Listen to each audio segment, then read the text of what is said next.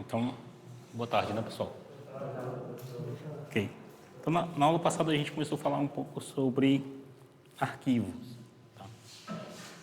Um detalhe extremamente importante sobre o que a gente viu naquela aula é que percebam que eu estou utilizando a função scanf para ler os dados. Tá? E essa leitura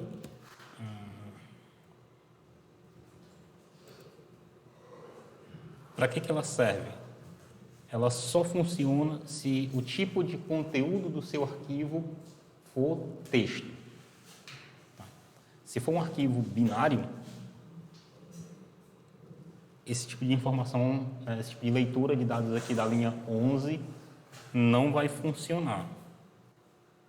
Por que não?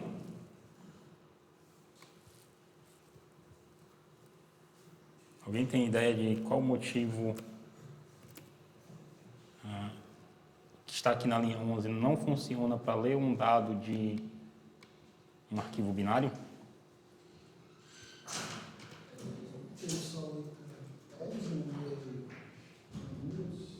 Porque ele só lê caracteres como se eles fossem caracteres. E qual é a questão de você ter um conjunto de bits que representa um caractere?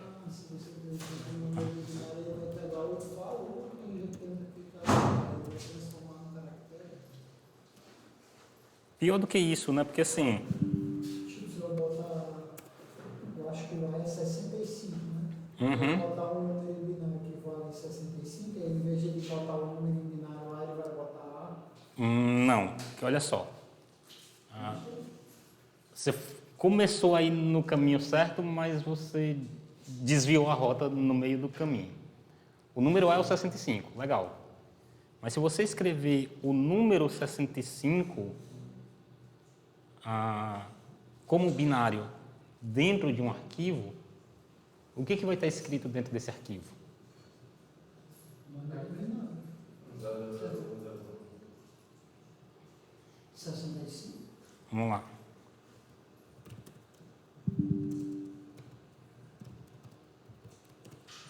Como que é o número 65 em binário? Não, em binário. Não, então, o binário de 6 e depois o binário de 5. Não. Se for como caractere, sim. Mas se for o número 65 em binário, não. O número 65 em binário é isso aqui. 64 mais 1. Certo? Um pequeno detalhe. Quantos bytes tem no tipo int? 4 bytes, que equivalem a quantos bits? Não. Quantos bits tem em 1 byte? 8. Então, 4 bytes tem 32 bits. Então, na verdade, esse cara aqui não é o número 65. O número 65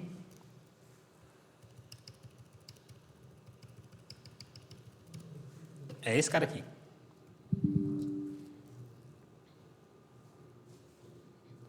O número 65 é esse cara. Então, se você manda o seu computador ler um caractere, ele vai ler 1 byte, 8 bits. Então, ele vai ler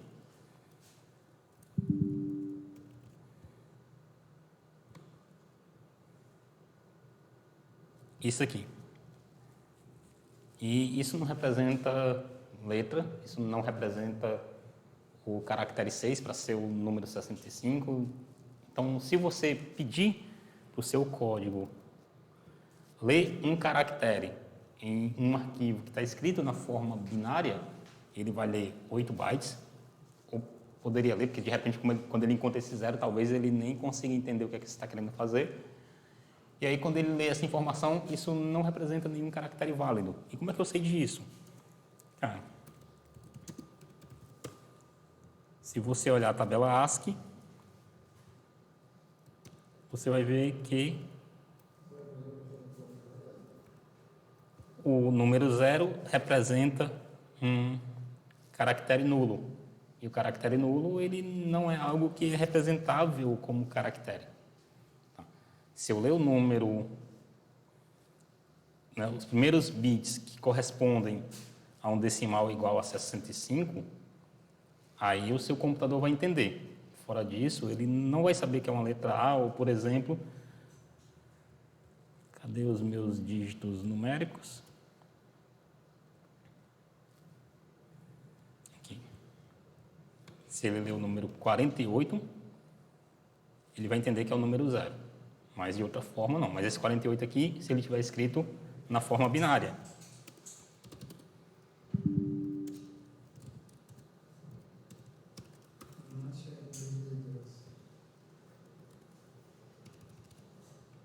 Que seria esse aqui. Então, se eu mando ler, eu encontro um conjunto de 8 bits que corresponde a essa sequência de bits aí. Então, o seu computador vai entender, esse aqui é o número 48. Só que esse número 48, acho que é assim, corresponde ao caractere 0. De outra forma, não vai funcionar. Então, duas observações importantes a respeito desse código que a gente viu na aula passada. Primeiro, ele não serve para trabalhar com arquivos binários. E segundo, tá? De acordo com o que está escrito aqui na linha 7, esse código ele só serve para ler dados de um arquivo. Ele não serve para escrever dados em um arquivo. Perguntas?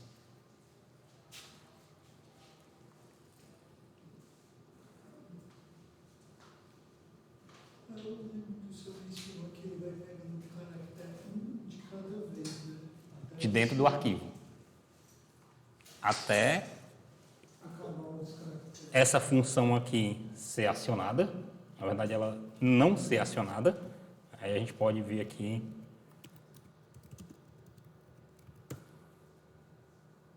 e perguntar sobre essa função. Para que serve a função FEOF? A função FEOF testa se você chegou no final do arquivo. Então, se você tiver chegado no final do arquivo, essa função vai retornar verdadeiro. Caso contrário, ela retorna falso. Então, por isso, aqui na minha linha 13, eu estou dizendo o seguinte: esse laço aqui ele precisa se repetir enquanto essa condição aqui for verdadeira. Mas essa condição ela só é verdadeira se eu disser que eu não cheguei ainda no final do arquivo. Tá. Então, aí ele vai pegar um caractere, imprime. Pega um caractere, imprime. Pega um caractere, imprime. Aí a gente precisa olhar para a função scanf, fscanf, para todo o conjunto de funções existentes para essa finalidade. Então, a gente vai ver, por exemplo, que a função fscanf, ela simplesmente utiliza um ponteiro para um arquivo e uma formatação aqui que pode ser alguma coisa. E esse alguma coisa depende do que você coloca aqui. Eu pedi para ler um caractere. Mas eu posso pedir para ler uma string. Só que eu tenho que tomar cuidado com isso, porque eu tenho que mudar esse cara aqui, ele não pode ser um caractere, ele vai ter que ser um vetor de caracteres. Eu tenho que saber o tamanho da string que eu estou lendo. Tá. Aqui, não.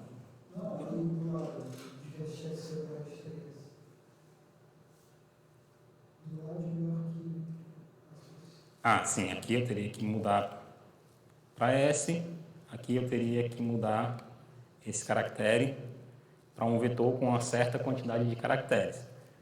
Só que aí, nesse caso, a gente começa a perceber o seguinte: eu tenho que começar a pensar o que tem dentro do meu arquivo. Se eu tiver algumas palavras separadas por espaço, eu consigo ler os dados com %S. Tá? Talvez o /n, que no nosso caso aqui, o nosso arquivo tem um /n. Né? Cadê o arquivo? Aqui. Demora um pouco a ler, porque o arquivo é grande.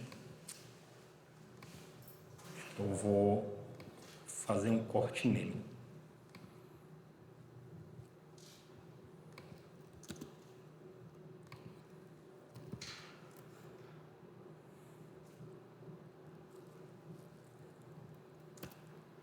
E aí ele está demorando aqui. Então, se de repente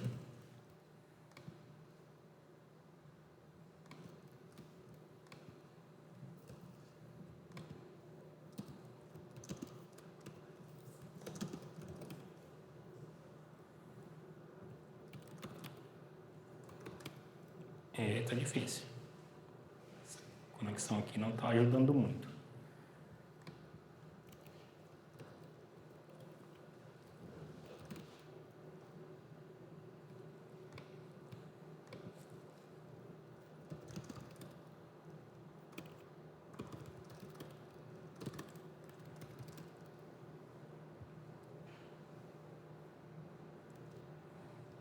Onde que esse arquivo está?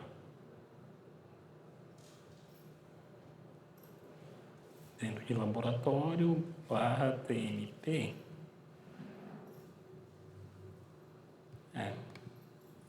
Deveria ser aqui.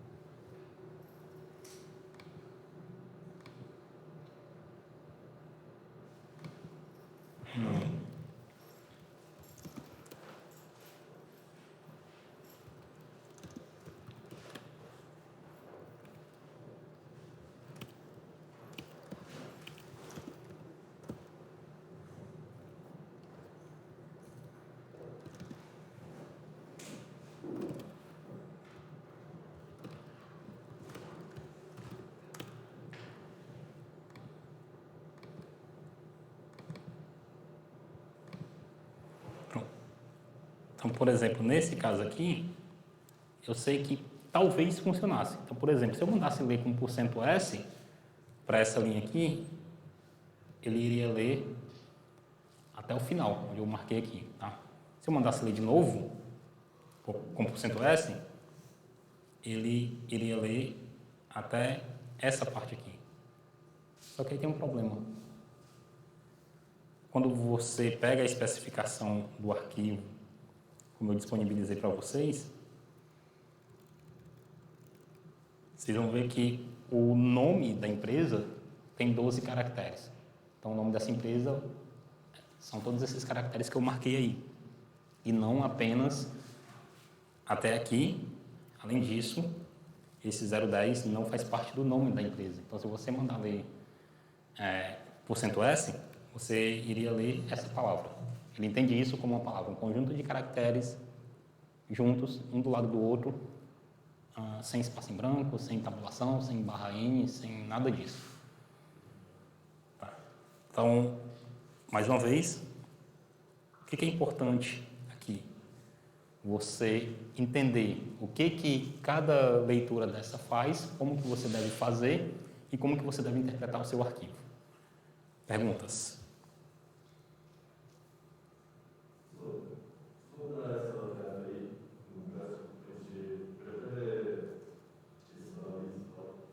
Não está lá ainda, não? Então, a gente disponibiliza agora.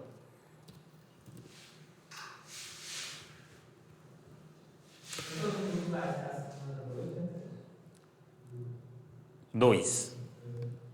Vou disponibilizar junto com esses outros exercícios aqui.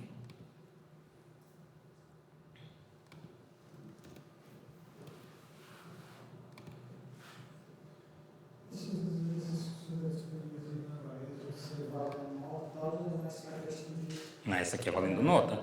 Prática. Isso aqui é valendo nota. Não sei se eu vou postar agora o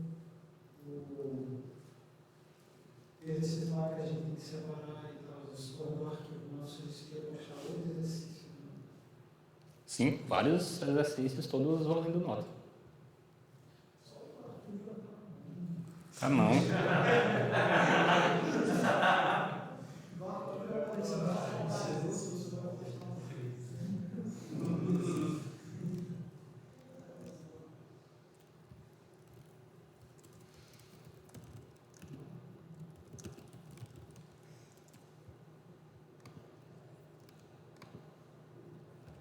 Você não pode chegar para o seu patrão e dizer que só essa funçãozinha tá bom.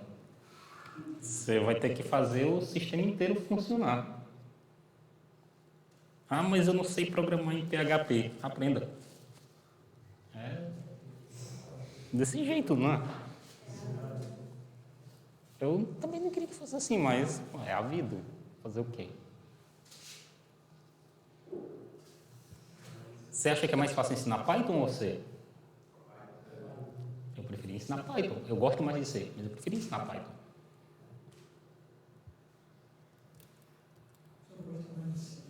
É mais legal. Você tem mais flexibilidade para fazer as coisas, o que você quiser, com velocidade. Só que é difícil de fazer as coisas. Só que é difícil de fazer as coisas em C. Manda ler um caractere e... Aliás, manda ler um número e digita um caractere. Já fez isso? Quebra o seu código. Por isso que tem as funções getInt, getChar lá do CS50 para facilitar a sua vida. Mas elas só funcionam quando você está interagindo diretamente com o código e não quando você está pedindo para ele ler o dado de um arquivo. Okay, então, restrições desse código aqui, ele só lê arquivos do tipo texto. Então, arquivo do tipo texto é esse que você consegue abrir aqui no CS50 ou no Notepad e você consegue visualizar o conteúdo. Você não consegue visualizar, por exemplo, o conteúdo no Notepad ou mesmo aqui, se o seu arquivo ele for um arquivo compactado, um arquivo .zip. Tá? Você não consegue visualizar, por exemplo, o conteúdo de um arquivo que foi compilado. Então, se eu pedir para abrir esse arquivo aqui, vetor2, ele vai dizer que não consegue exibir esse arquivo, porque esse arquivo ou é um binário ou tem uma codificação de texto não suportada. Ele não consegue abrir porque é um binário. Tá? Ok. Então a gente não consegue escrever com esse código e a gente não consegue ler dados binários, nem escrever dados binários. Não é? Tá. Então o nosso segundo exemplo aqui vai ser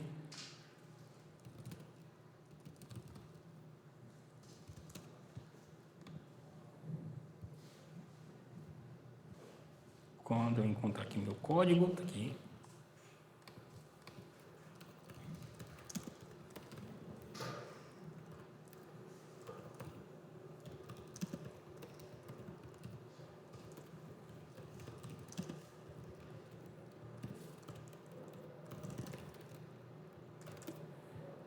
Nosso segundo exemplo aqui com arquivos vai ser para a gente solicitar dados do usuário e escrever esses dados em um arquivo.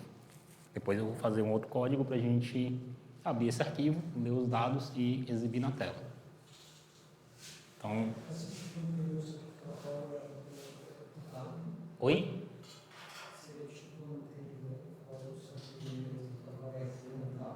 Sim, mas tem alguns detalhes que a gente precisa levar em consideração aqui. Tá?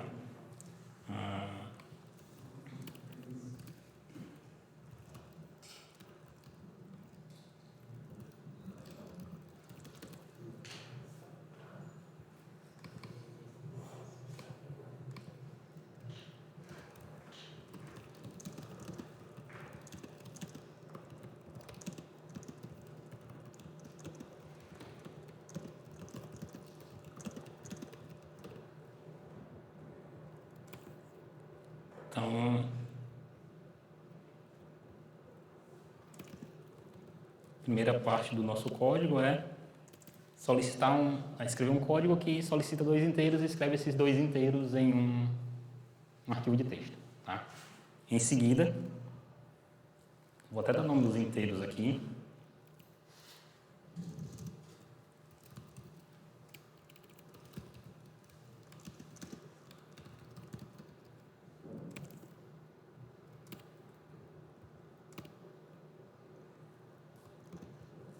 Dois inteiros chamados linha e coluna.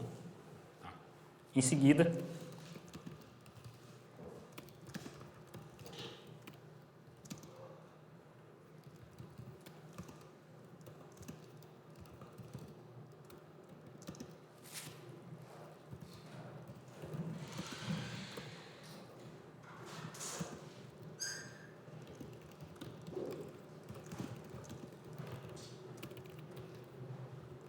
solicitar, dado que eu tenho um número chamado linhas e outro chamado colunas, multiplicar esses dois, solicitar essa quantidade de números inteiros e salvar o resultado no mesmo arquivo. Exemplo.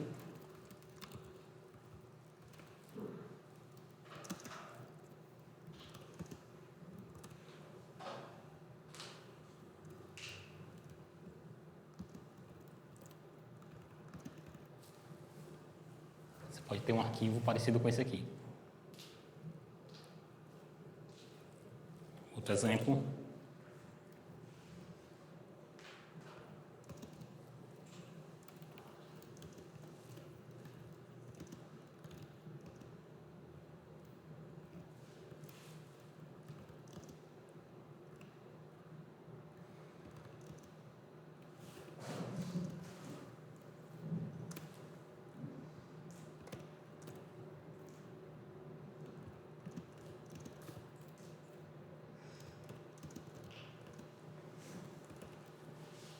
Algo como esse aqui. Posso deixar mais organizado aqui só para a gente poder visualizar melhor, mas dentro do arquivo não necessariamente precisa estar organizadinho assim. Então, basicamente, você vai criar um arquivo onde você pode salvar o conteúdo de uma matriz informando a quantidade de linhas, a quantidade de colunas e os valores da matriz. Como é que a gente faz isso? Escrever um código que solicita 2 números inteiros ao usuário e você escreve, estou chamando esses números de linha e coluna, e aí você vai pegar esses 2 números e vai escrever eles no arquivo. Depois, você vai solicitar uma quantidade de números float e também vai escrever esses números dentro do mesmo arquivo. Pode ficar parecido com isso que está aqui das linhas 9 a 12 ou das linhas 14 a 18.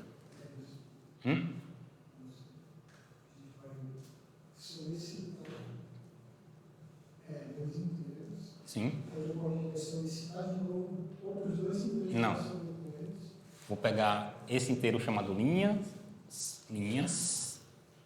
Multiplicar isso. e solicitar um monte de números floats e escrever esses números float no arquivo. Fazer um get. Ele não precisa estar...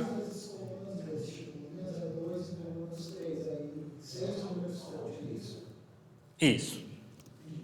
Eles não precisam estar organizadinhos. Podem estar assim. Não tem nenhum problema. Tá. O fato é que, para esse primeiro exemplo, você tem 6 números float, para o segundo exemplo, tem 12. Como é que eu faço isso? Cria 2 inteiros, faz um get por 2, depois multiplica por 2, depois faz um get.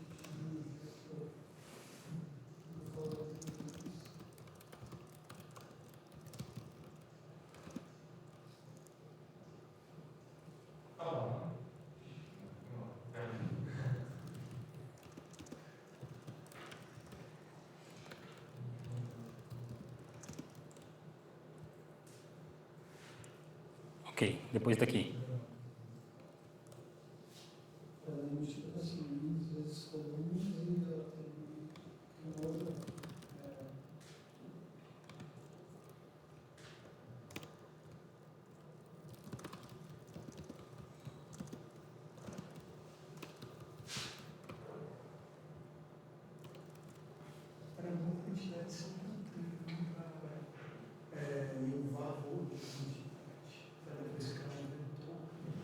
Você precisa criar um vetor? Você precisa criar um vetor?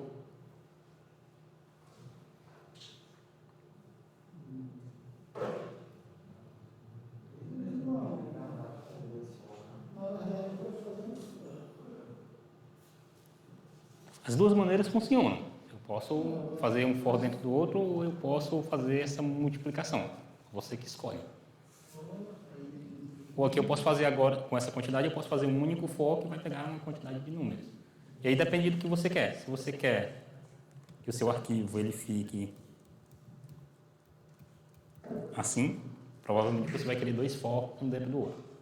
Se você quiser que ele fique assim, só um for resolve.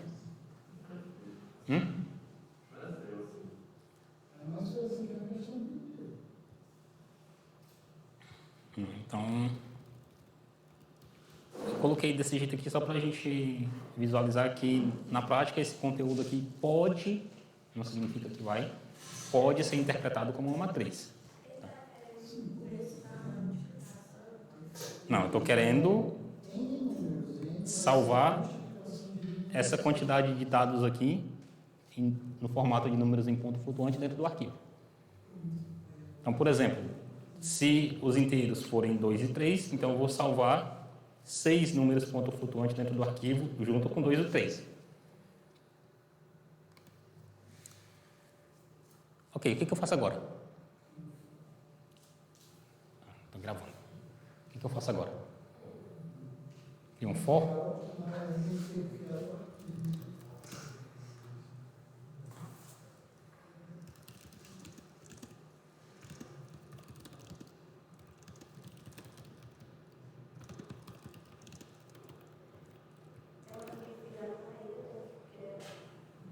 Boa pergunta. Cadê o arquivo?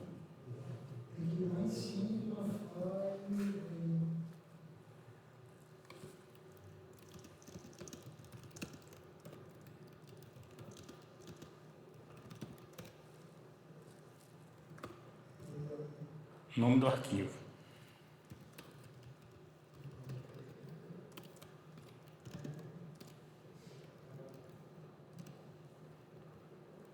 E aí, para você poder criar um arquivo e abrir ele para leitura, para escrita, você vai utilizar a opção W. Tá? Mas somente para escrever em formato de texto. Formato binário a gente vai ver que é outra coisa. Perfeitamente. Isso que é legal da programação. Quando você começa a entender como é que ela funciona, 90% das coisas é previsível. Não significa que é fácil.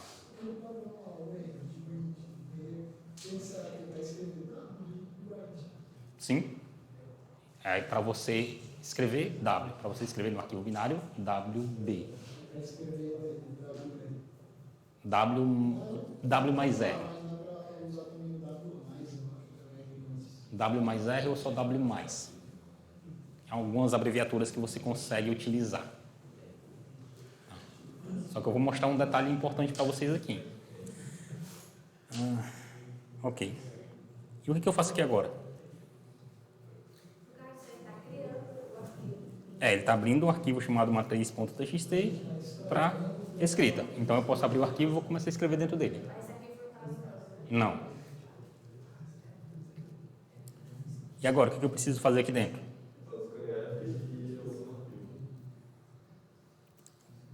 Como a gente vai digitar, então, nesse caso aqui, eu vou criar uma variável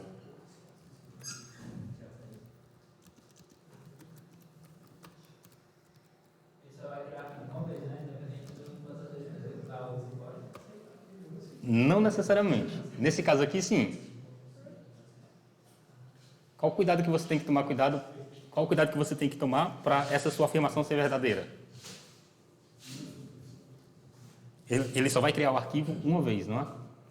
Desse jeito aqui, sim. Mas e se tiver assim?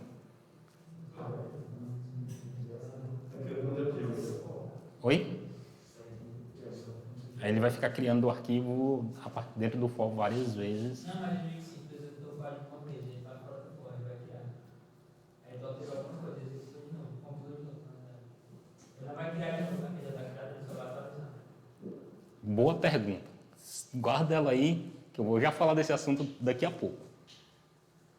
Então, estou pegando o valor e como é que eu escrevo esse valor dentro do arquivo?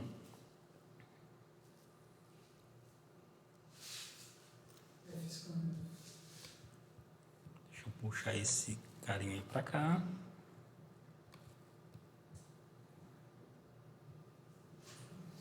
Então, essa linha 11 aqui embaixo é para ler o dado de um arquivo. Como é que eu escrevo o dado dentro de um arquivo?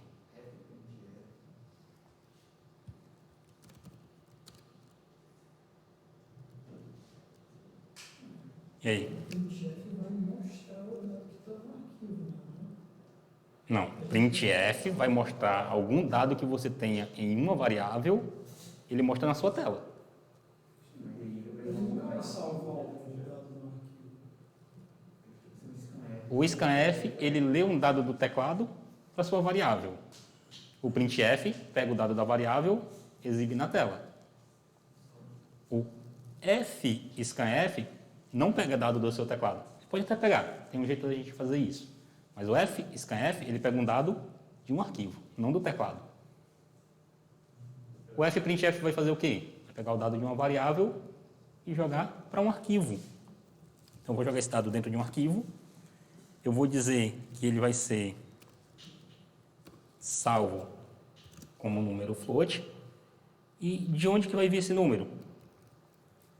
Da variável valor.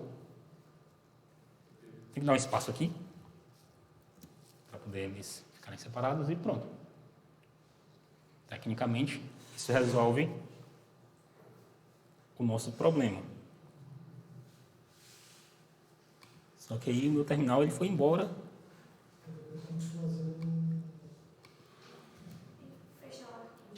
Ah, boa pergunta. Vamos salvando essas perguntas que eu vou já falar delas aqui. Se não tiver nenhum erro, aparentemente não teve. Arquivo 2, ele vai me pedir o número de linhas, 2 linhas, 3 colunas. Vou começar a digitar os valores. 1, 1.1, 1.5, 2, 2.1, 0 e acabou.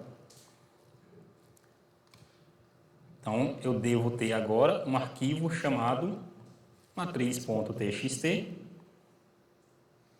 Está aqui ele. E esse arquivo tem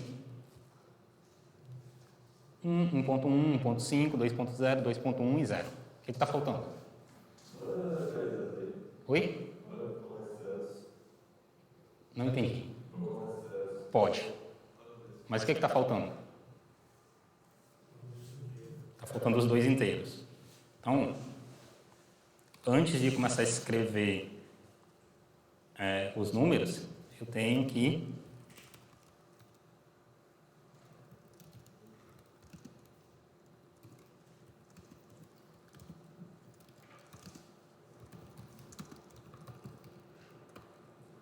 imprimir também, dentro do arquivo, o inteiro linhas e o inteiro colunas.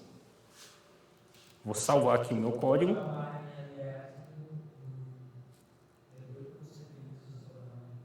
Para poder, depois do segundo inteiro, ele...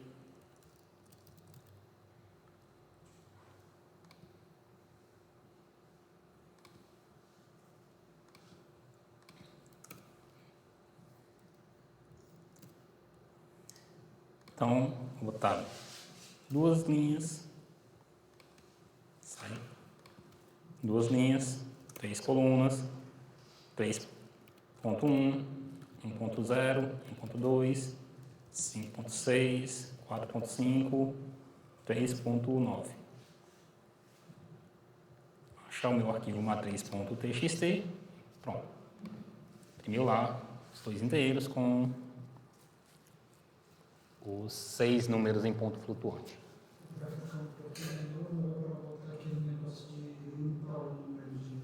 Sim, foi o que ele já falou, limitar o número de casas decimais. Eu posso...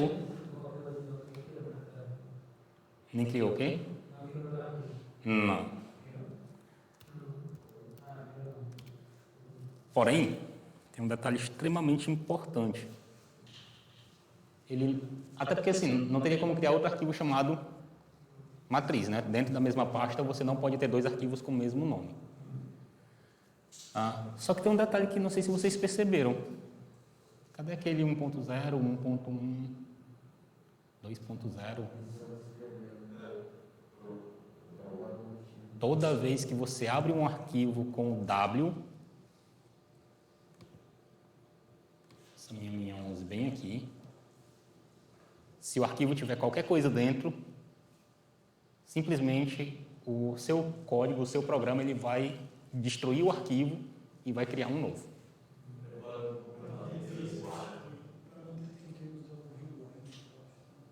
Não tem rewind.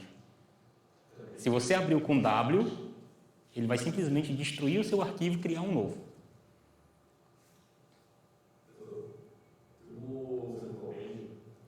Se você tiver como objetivo adicionar dados no seu arquivo e não destruir ele, aí você vai utilizar a letra A. Aí ele vai adicionar dados no final do seu arquivo, sem destruir o conteúdo que já existe. Mas se você usar o W, ele vai simplesmente apagar tudo que tem no seu arquivo e criar um novo. Então, muito cuidado com isso, porque, por exemplo, se o seu arquivo for um arquivo de banco de dados, e guarda as informações de usuário, de produtos, de vendas, de pagamento, seja lá o que for, e você abre esse arquivo com um W, ele vai simplesmente apagar todos os dados que estão lá e você vai ser demitido, né? O cara que assiste uma televisão da próxima vez que o cara for fazer uma operação, a página do computador. Então, tem que tomar cuidado com esses detalhes. Então, de fato, ele cria um novo arquivo e apaga o que você já tinha antes, mas fica com o mesmo nome, tá? Claro que isso aqui não é legal, tá? O ideal é que a gente possa fornecer o nome do arquivo. Então, para a gente fornecer o nome do arquivo,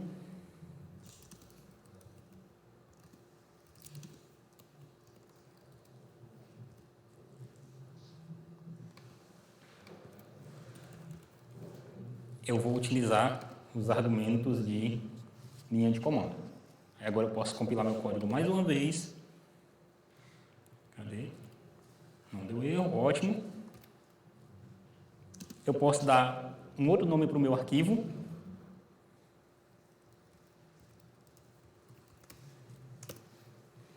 Ele vai me pedir o número de linhas e de colunas. Eu vou ser mais preguiçoso dessa vez.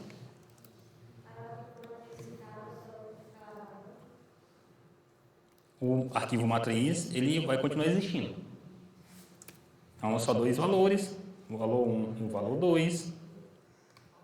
Quando eu pedir para exibir o arquivo teste.txt, tá lá dois valores, valor 1, valor 2, e tem isso aqui.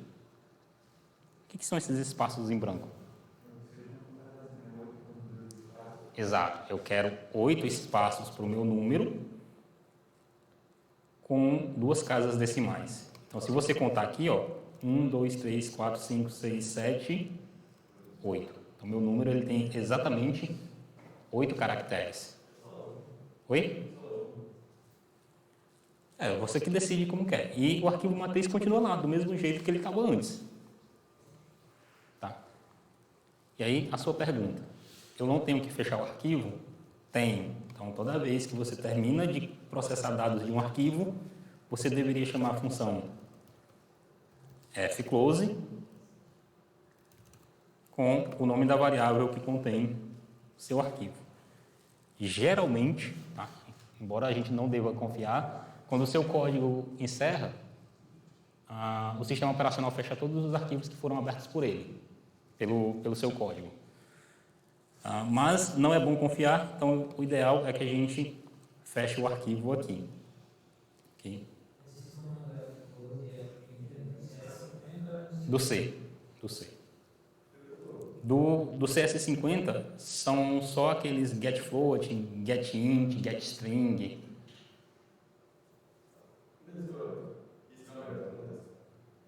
Se ficar aberto, você abriu o arquivo, fechou o seu programa, deixou o arquivo aberto. Onde é que esse arquivo fica? Na memória principal, na memória RAM. Tá? E aí ele vai ocupar um espaço lá na memória RAM do seu computador ou do seu telefone. Você fez a mesma coisa, executou o código de novo, ele abriu outro arquivo. Então vamos pensar que cada vez você abriu um arquivo de 1 GB, para facilitar as contas. Você rodou o seu código, abriu um arquivo de 1 GB. Esse arquivo ele vai ocupar um espaço na memória RAM. Você rodou o código de novo, abriu outro arquivo de 1 GB. Esse segundo arquivo vai ocupar espaço na memória RAM e o primeiro está lá porque você não fechou. Daqui a pouco você enche a sua memória só com os seus arquivos e o seu sistema operacional trava. Por isso que eu estou falando, algumas vezes o sistema operacional vai lá e fecha os arquivos porque o seu programa foi fechado, mas não dá para confiar nisso.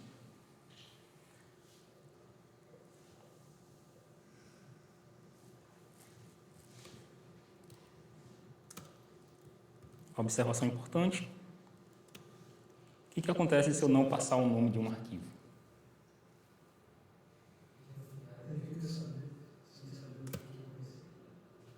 Pediu lá o número de linhas. E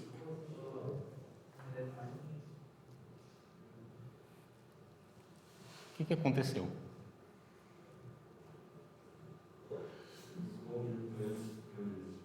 Oi? Vamos na sequência aqui.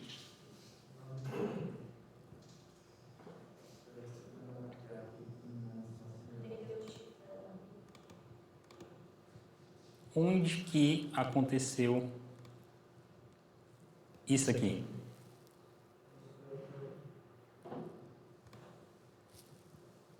É aqui. Tá.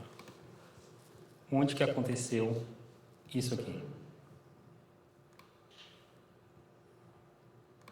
Onde que aconteceu isso aqui?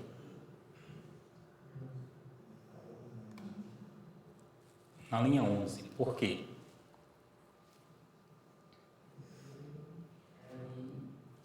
O que diz na linha 11?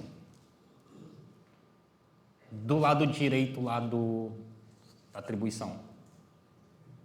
fopen. Abra um arquivo. Se eu chegar para você e pedir para você abrir a sala, e não disser qual sala é, você tem inteligência para dizer o seguinte, tá, mas qual sala? O computador não tem. Você mandou ele abrir um arquivo e ele não sabe o que é. Então ele simplesmente dá um erro porque você tentou abrir uma coisa que não tem nada. Pior do que isso. Isso aqui é uma variável. E o que acontece com variáveis no C quando você não diz o que ela tem que ter dentro dela? Tem lixo. Então, o seu computador vai tentar abrir qualquer coisa em qualquer lugar que você não sabe onde é. Então, observação importante também. Tá? Toda vez que você for tratar com parâmetros de linha de comando, você precisa checar se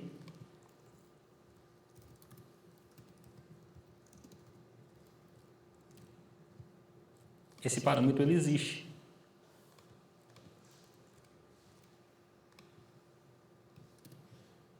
Então, basicamente, aqui eu estou dizendo o seguinte. Se a quantidade de palavras existente na minha linha foi igual a 2, então eu sei que foi fornecido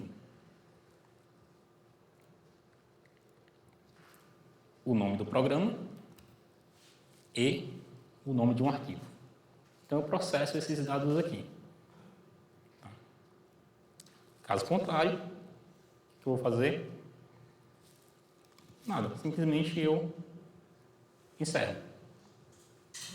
Então, vou salvar aqui meu código, vou compilar, e agora ele vai me pedir que número de linhas e de colunas, né? Mas como não tem arquivo para ser aberto, ele simplesmente para. Perguntas?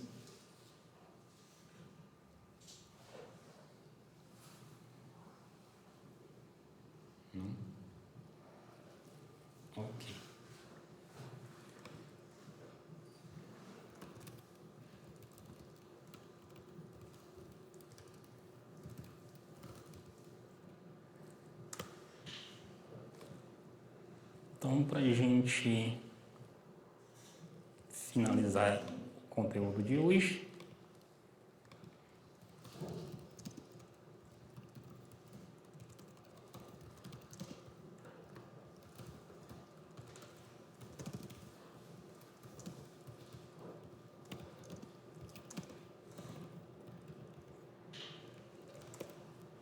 eu vou fazer um código para poder a gente trabalhar com arquivos binários. E vamos lembrar aqui, né, que a gente tem um monte de arquivos binários aqui dentro do nosso diretório. Todos os arquivos que foram compilados aqui, eles são binários. A gente tem um arquivo aqui, cache.zip, que é binário também, né? Deixa eu só ver aqui como que eu limito a quantidade de dados que eu quero ler nesse arquivo.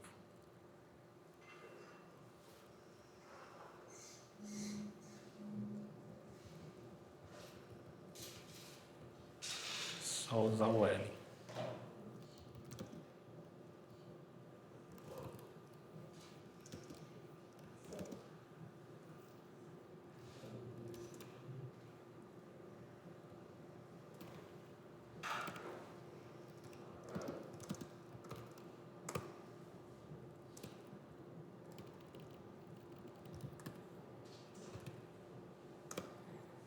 Então, só relembrando, né, dentro do nosso arquivo binário, a gente não consegue ler o conteúdo, então se eu tentar abrir o arquivo chamado arquivo 2, o sistema, essa ferramenta, você já viu que ele não consegue mostrar, mas eu consigo usar uma ferramenta chamada XD, que consegue pegar byte a byte e mostrar esses dados para mim.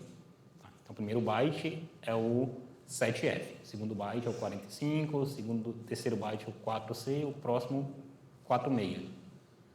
E aí, se alguma parte desse arquivo tiver uma representação em texto, ela vai ser exibida aqui do lado. Então, esse primeiro arquivo, ele é um arquivo do tipo ELF, que é um arquivo binário. Esse segundo arquivo aqui, ele é um arquivo do tipo PK, que é um arquivo compactado. Ok. Então, eu consigo abrir esses arquivos aqui. E o nosso objetivo vai ser bem simples. Pegar os 4 primeiros bytes desse arquivo, escrever eles na tela, para a gente comparar que deve ser exatamente igual a esse carinha aqui ou esse aqui. E aí vai ter 2 pontos lá que não necessariamente a gente precisa saber o que tem dentro deles. Provavelmente são caracteres que não podem ser exibidos na tela. Nesse caso aqui, 0304. E aí, se eu voltar na tabela ASCII, olhar os caracteres 0304, simplesmente são caracteres de controle que a gente não sabe o que eles significam. Tá? Então, essa ferramenta aqui, XD, o que ela faz? Se o caractere ele for imprimível, ele exibe um caractere normal. Letra E, eu posso imprimir, eu posso visualizar o conteúdo dela. Está aqui, 45. Se eu olhar aqui, 45, o segundo caractere é a letra E. Letra L, 4C. Então, está aqui, caractere 4C. Depois a letra F, que é o 46. Então, está aqui o caractere 46. E o restante são caracteres que não podem ser exibidos. Então, simplesmente, essa ferramenta XD não vai mostrar para a gente esses valores. Tá? Aqui.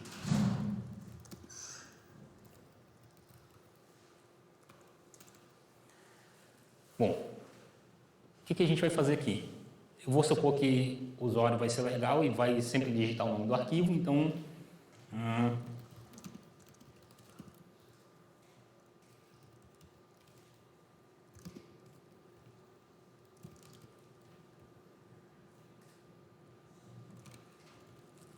eu vou simplesmente dizer que eu quero abrir esse arquivo como leitura, mas leitura no formato binário. Tá? Aí agora, eu quero ler os 4 primeiros caracteres desse arquivo.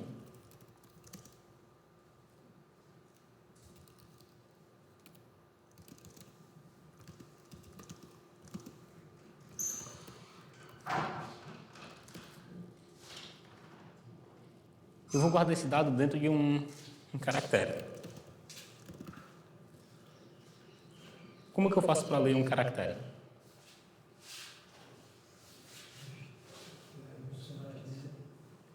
Mas isso só funciona se o seu arquivo ele for de texto. No caso, eu estou com um arquivo binário. E aí, quando eu estou com um arquivo binário, a gente vai utilizar outra função. A gente vai chamar uma função chamada fileRead, abreviada como fread. Como é que essa função funciona? Bom, tem ela e tem a parceira dela aqui, que é o fwrite. Cada uma dessas duas funções recebem algumas informações aqui.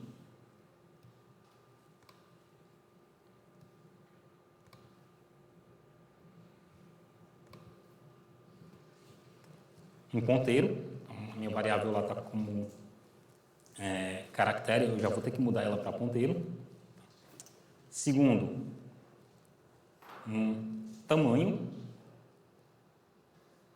Terceiro, o nome da variável não é sugestivo, mas é uma quantidade. E o quarto é o arquivo. Esse não é relativo ao número de bits que ele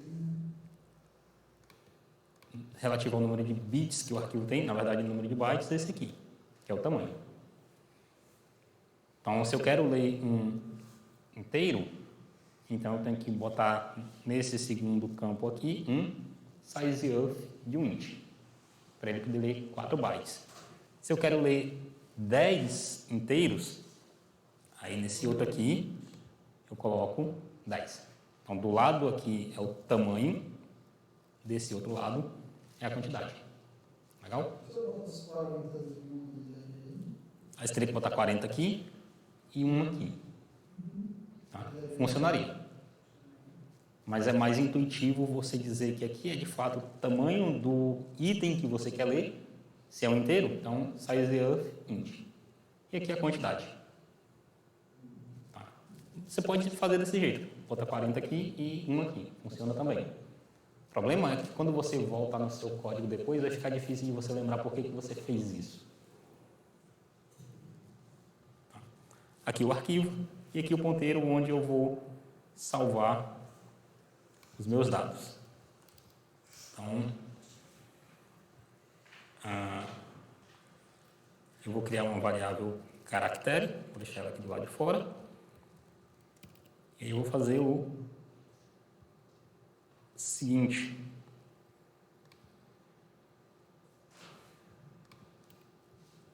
Não sei nem se isso vai funcionar, vou testar aqui agora.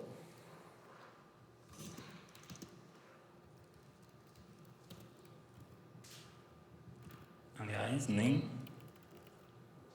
eu vou colocar isso na variável C. Como eu preciso de um ponteiro, então vou colocar o endereço da variável C.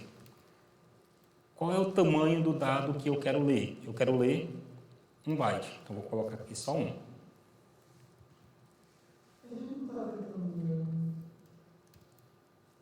Um dado.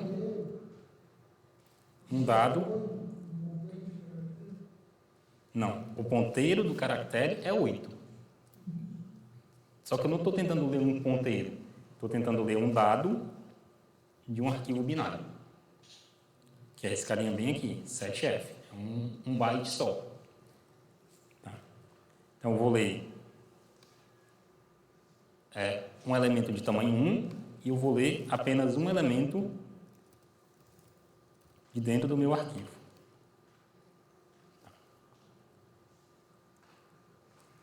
Aí aqui tem o seguinte.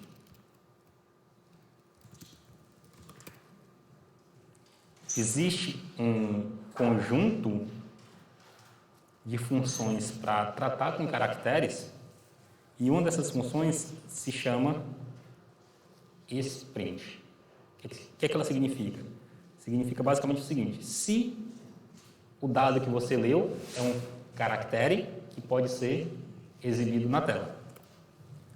Essa função tem um monte de outras funções aqui que podem ser utilizadas.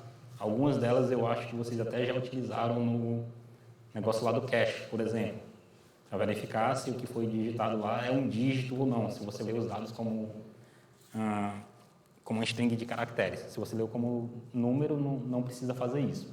Mas se você lê um monte de caracteres de uma linha só e você quer verificar se todos esses caracteres juntos formam um número, como é que eu sei que um monte de caracteres juntos formam um número?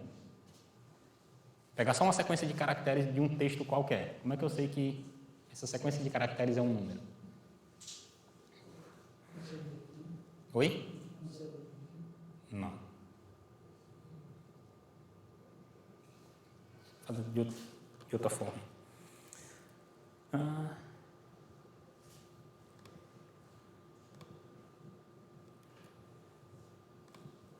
Como que eu... Fecha isso. E ele não me deixa adicionar um arquivo aqui.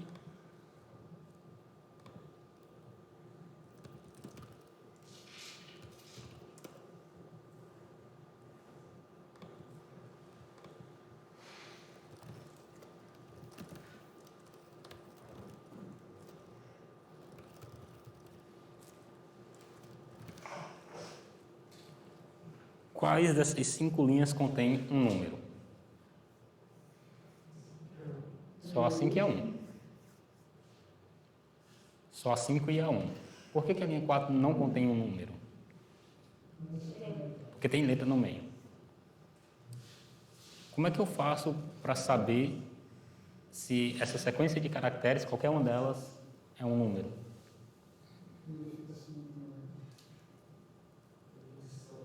Eu posso fazer 2 verificações. Se tem letras, será que isso é verdade? Não.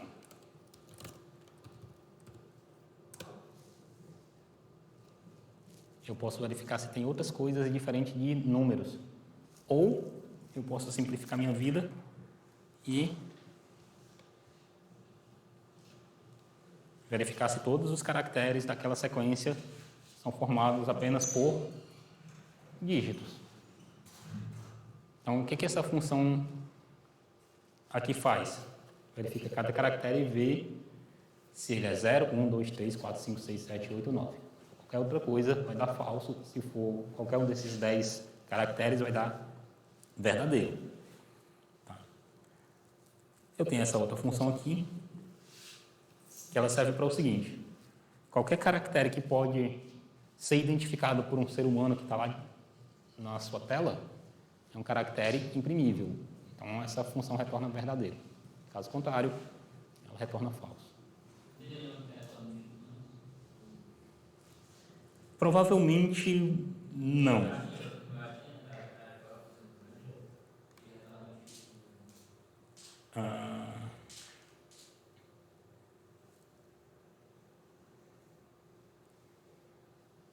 Não, você tem alguns caracteres específicos, como por exemplo, você consegue verificar se ele é um caractere branco, você consegue verificar se ele é um caractere de controle, você consegue verificar se ele é um espaço, né? Mas o tipo especificamente, não. Tá? E aí tem o código de como é que esse negócio funciona, mas enfim, para a gente o que importa saber é essa função aqui, checa se o caractere ele é imprimível, se ele pode ser exibido na tela. Detalhe, inclui o espaço em branco. Tá? Quais caracteres ele não vai incluir? Vários caracteres, por exemplo, caractere nulo não pode ser exibido, esse início de cabeçalho, início de texto, fim de texto, caractere aqui de... Antigamente tinha uns alto-falantezinhos dentro do computador que quando você usava esse /A ele dava um bip. e alguns caracteres não podem ser exibidos, então eles não podem ser utilizados, né? Então eles não vão ser considerados caracteres imprimíveis. E esses são todos caracteres de controle do seu sistema operacional. Tá? Então, para a gente aqui, o que a gente vai fazer aqui é o seguinte: se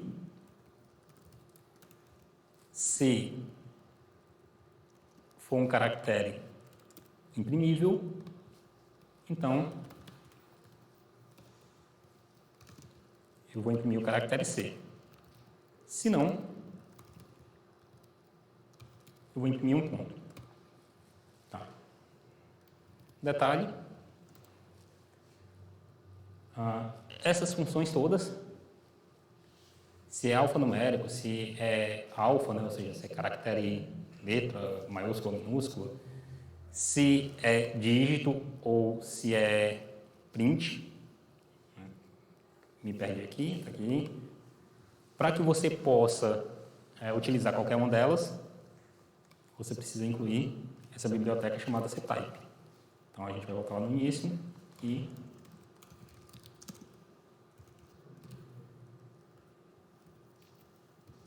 incluir o ctype.h.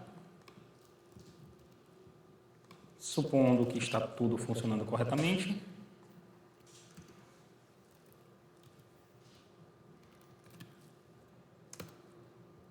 aparentemente funcionou.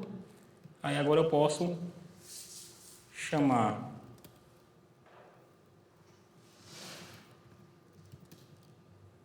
esse carinha aqui com, por exemplo, o cache.zip. Faltou só um detalhezinho aqui no final, que é, depois que acabar o meu for, eu colocar um printf/n e fechar o arquivo, né?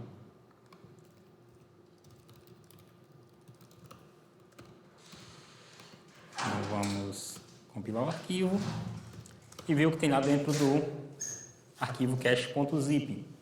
Então, se eu voltar lá no xd do cache.zip, os primeiros caracteres,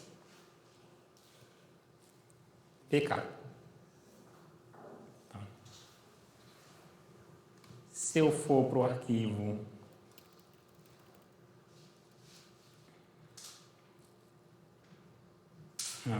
arquivo 2,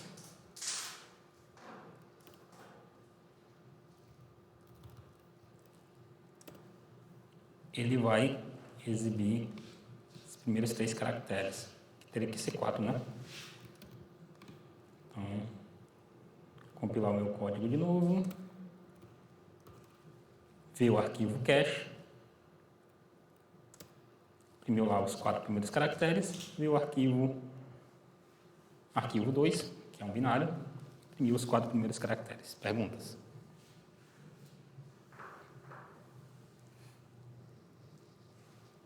Então, basicamente, eu tenho que ler o tamanho de um objeto, quantos objetos vão ser lidos, a partir de um arquivo, e armazenar em um determinado endereço de memória. Eu só pude armazenar aqui na variável C, porque eu li um objeto de tamanho 1, que é exatamente um byte. Tá? Se eu quisesse ler números inteiros, por exemplo, eu iria ler 4 bytes de uma vez e tentar armazenar dentro da variável C, que só suporta 1 byte.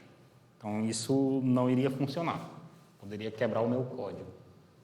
Talvez eu tivesse que mudar aqui a minha variável C para um int e mudar isso aqui para imprimir como %i. Então, se você sabe que dentro do seu arquivo tem um número inteiro, talvez você queira ler um bloco com 4 bytes de uma vez só e jogar para dentro da sua variável inteira. Ou, no nosso caso aqui anterior,